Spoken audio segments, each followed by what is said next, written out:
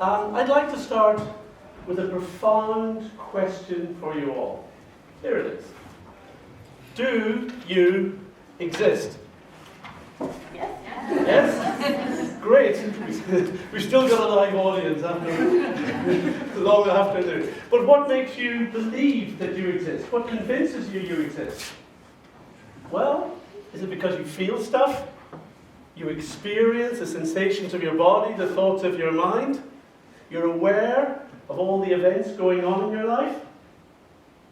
I was just 18 when that realization came home to me.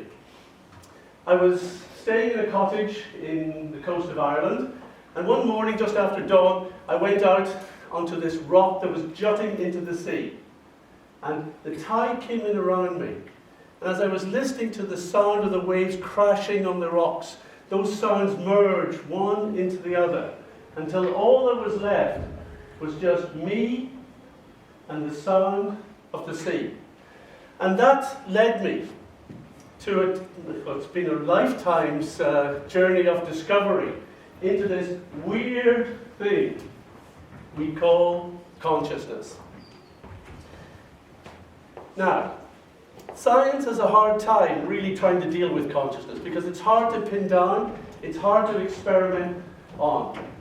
But I think there's another way of looking at consciousness that probably can help us make better progress. And in this talk, I'm going to try and explain that idea to you. So, consciousness. What is it? Well, Professor Neil Seth said, it's a mystery in our faces at every moment. But here's one of my favorite definitions of it. Consciousness. That annoying time between naps. Yep, it's that thing that bothers you, isn't it? From the moment you wake up with all your thoughts, your worries, your anxieties, and keeps bothering you until you fall asleep. And even then, it's active within your dreams. We know consciousness exists, but we don't know what it is, where it comes from. So, although we don't have a precise definition of consciousness, we still can be sure what characteristics must be included in anything that purports to be an explanation of consciousness. And because consciousness, it's more than just the thoughts we're having in our head. It's more than just states of mind. Consciousness is that phenomenon of our ability to have those experiences, to be aware of those things. Now, Professor John Searle kind of framed his challenge to the consciousness community like this. He said, the essential trait of consciousness that we have to explain is unified, qualitative subjectivity. That really helped, didn't it? So I'm going to have to break that down a little bit for you. We can't be sure exactly what's going on in everyone's heads. But we kind of get to know that there are certain common aspects. And we each think of ourselves as the subject of our experiences. We are the I in our lifetime story. We are the self that is experiencing these things. And this was one of Descartes' meditations. And basically he said, the only truth that I can be certain of is that I am a thinking thing. The thoughts that I'm having may be wrong, they may be silly, but I can be certain that I am the person having those thoughts. And amazingly, we feel ourselves to be the same self, experiencing the stuff of our life throughout our whole life. Think back to your first day at school. That was you there then, wasn't it? In that traumatic event. And you're here today, hopefully less traumatic.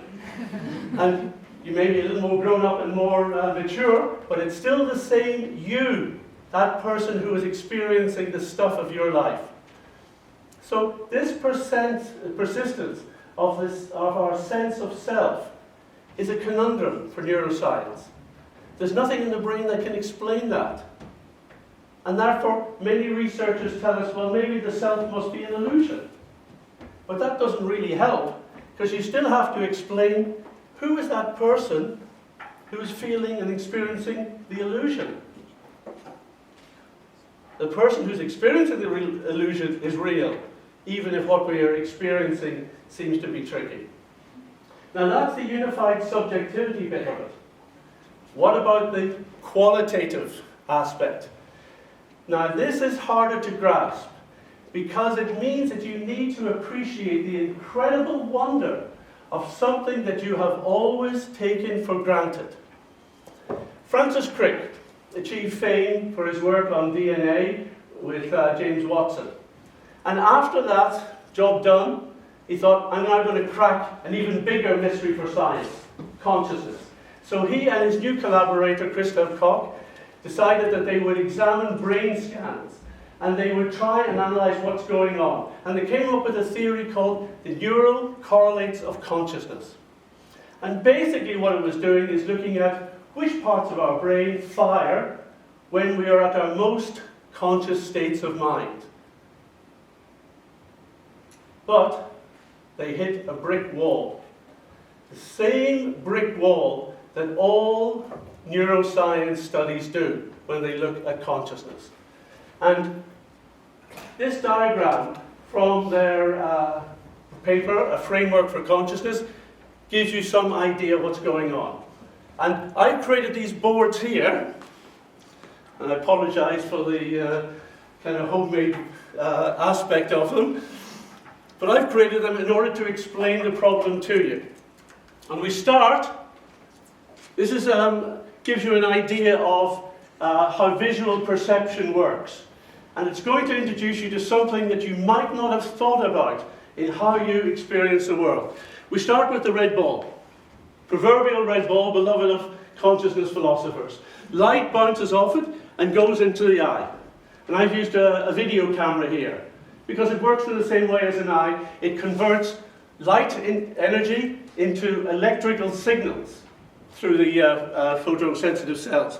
Now in the eye, the electrical signal goes down the optic nerve into the brain. For here, it goes down this wire into a computer processor. Now brains and computers, there's a difference between them. But basically they both handle electrical data. And it may not be very clear, but there's a trace of that electrical data being shown here on this oscilloscope. Now, neuroscience has advanced in incredible ways. We can actually tie down which neurons are firing for any particular thought that you might be going through. We can look at neural patterns and decide what you might be looking at. We can read your brain. But even so, all of those are simply considered to be the easy problems. And here they are. We know what's happening in this section of the diagram. Light goes into the brain, ends up as electrical data. Those are the easy problems. We know what's happening there. So what is the hard problem? Well, it's in this part of the diagram. The brain has got electrical data, but we experience that not as data, not as electricity, but we experience it as an image. Did you ever think about that? That the only thing your brain has got is electricity. But what you experience of that electricity is a picture, an image, with colours and shapes. That's what you're experiencing right now. Now, we take it for granted. We think, because I'm looking out on the world, of course I should see it as a picture. The world is picturesque. You have no contact with the outside world. Light has gone into your eye, and at that point is now electricity. That's your only contact. That electricity is now buzzing around your brain, but you are seeing it as an image. This is quite incredible. You are seeing something that neuroscience and physics tells you you shouldn't be able to see. So, the brain doesn't contain any pictures. It's just digital data. That is the hard problem of consciousness. So, what we're actually experiencing internally when we see this image of the world These are called qualia. Now, hands up who's ever heard of this word qualia. Great! 1 out of 200. Don't worry, that's normal. This is the most important word that you have never heard of. And what it really means is the qualia are the qualities we experience internally during sensory experiences, or sensory perception. Qualia are everything that we have ever experienced. The standard one is the so-called redness of red. Here we go. Now, there is something that it is like for you to experience the redness of red, isn't there? Now, we don't mean the emotional response that you might have to that colour. That's different. Qualia really is referring to the actual redness, what it is like to experience the red colour, different to, say, the blue colour. Now, qualia includes, or involved in all our sensory perceptions. It's the visual stuff of shapes and colours, yes, but it also includes sounds. Music, speech, birdsong, everything you're hearing. Tastes. Your brain's got electricity, but you're experiencing the taste of chocolate or pizza. That sends electricity up here, but you're feeling it as a sensation. Fragrances of flowers. These are all qualia experiences. And they also include our internal sensations such as happiness and fear and pain, hunger and thirst, and all our different emotions, and recall memories. These are all part of what we call qualia. Now, the hard problem of consciousness is trying to explain how it is that the brain has got these just electrical activity, but you are experiencing it in the form of these diverse types of qualia. So that's why Francis Crick admitted that the most difficult aspect of consciousness is the so-called hard problem of qualia.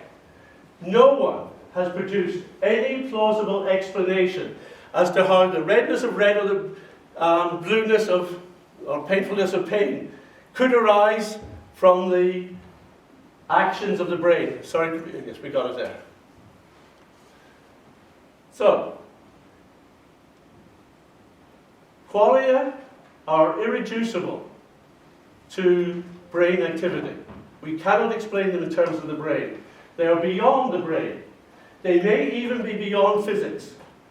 And I'm going to give you a little example which might hint at that. Think of colour. You're taught at school that colour is a physical property of light related to its wavelengths. Correct. Here it is. Here's the typical spectrum. Now, Sir Isaac Newton was one of the first persons to explore spectrum using prisms. And he raised the question, okay, if every wavelength of the spectrum is a different colour, yeah, then where is magenta? It's not there. Where's magenta? But magenta is an experience that you get when blue and red come together. Like that. Okay, so you say, well, they're mixed, but you cannot mix two wavelengths and get a new one. Physics doesn't work like that. And the mixing doesn't happen in the eyes, because two independent signals are sent to the brain. The mixing is an actual interpretation by your mind of two brain signals, puts them together and creates a new colour called magenta. This is the hard problem. Colour is beyond physics. And I promised I'd like to give you a little experiment that you can do to prove this for yourselves. Now please don't do this if you've got any sensitivity with your eyes, but I want you to cover your eyes with your hands like this so no light gets in. Alright? At first it should all seem very dark. You might start to see specks. Now press firmly but gently, again being very careful as there's any sensitivity. Now make sure no light gets in, and press. Are you starting to see colours? Yeah. Blues, greens, maybe some reds? Yes. Yeah? How's that? How's that possible? Where's the light? If colour is related solely to the wavelength of light, how come you can see it without any reference to light or wavelength? This is qualia. It's an internal experience. It is beyond the physics of your brain and the outside world. So, what we would suggest is that if qualia are beyond physics, one of the things that should happen is that you should see it in a slightly different way from each other. We never know exactly how people are experiencing qualia. So, remember that photograph that broke the internet? That dress? Yeah? Okay, blue and black? Gold and white? Argue amongst yourselves at the break.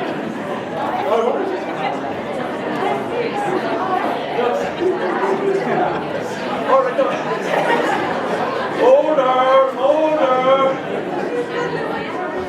Okay, I've only got a few moments left. Modern neuroscience is brilliant, but it's time to get real. We cannot explain consciousness in terms of the activities of the brain. We have to look at it in a very different way. We're suggesting that qualia is beyond the brain. It is non-neural. This may be evidence that there is a non-neural mind. And we have to accept that that entity that may be doing the observance of qualia is also non-neural. So, we don't need to ask what consciousness is made of, we just have to study it as a new function, something that is a fundamentally distinct aspect of reality. That should be our approach in science. And what we would like to suggest is that once science recognizes that, it can make incredible advancements. We could be asking ourselves, what is this thing called consciousness? Is it beyond time? Is it beyond space? What are its possibilities? And I would like to suggest that the biggest discoveries will be within yourselves. What does it mean for you to appreciate that you are a conscious entity, something beyond the biological brain? And wouldn't it be nice to know that those human values we treasure, purpose, relationships, and love, aren't just products of chemicals and neurons, but they arise from the deepest part of who you really are, the conscious self. Thank you very much.